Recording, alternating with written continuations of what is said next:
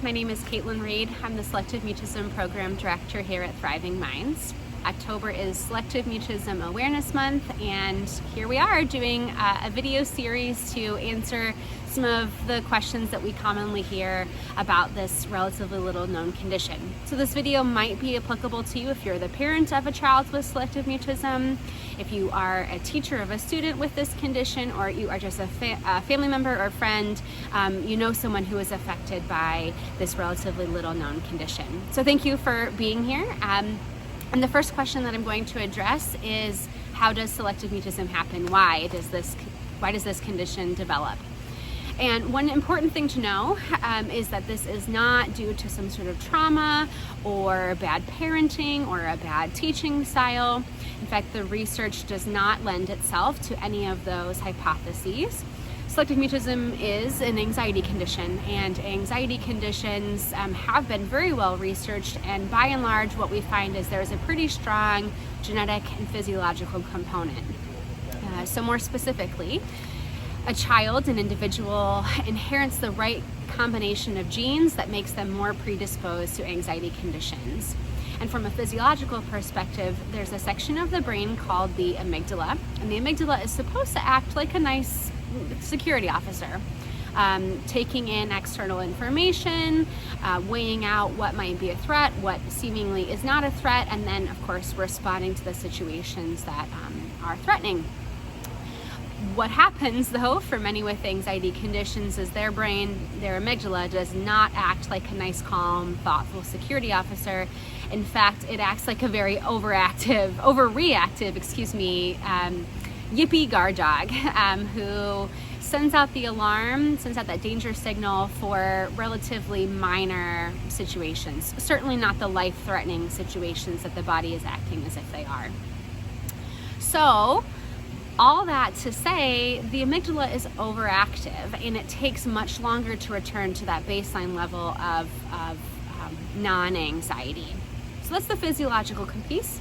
And there's also an experiential piece.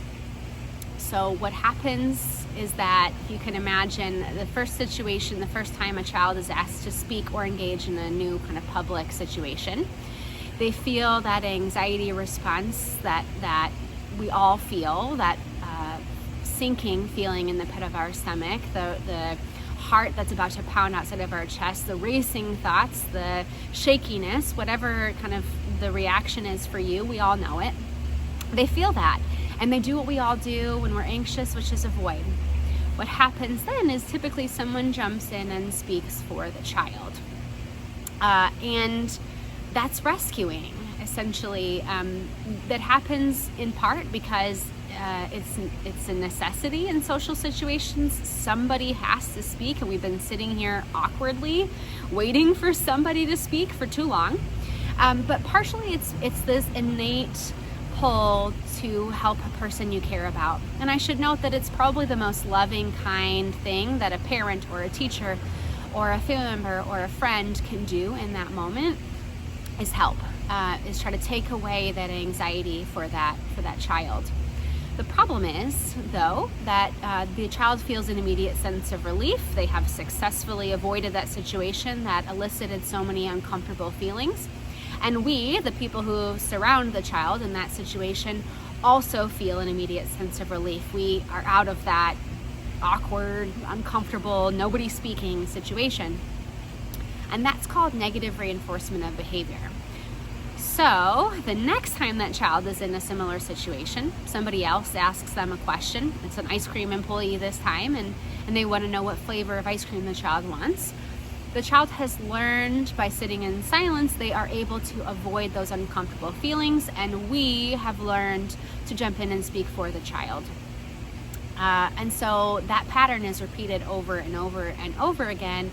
And in doing so, the child is really never able to learn that they are more capable than they gave themselves credit for, that by sitting there, taking a little bit longer to compose an answer, working through those anxiety feelings, they are able to overcome those anxiety feelings, and they're able to produce an answer. Whether it's verbal or nonverbal, whatever the situation meets or the goal is, it's really important that we give kids that opportunity to persevere through the discomfort and to give them goals that enable them to do so. They're not too far reaching, is what I'm getting at.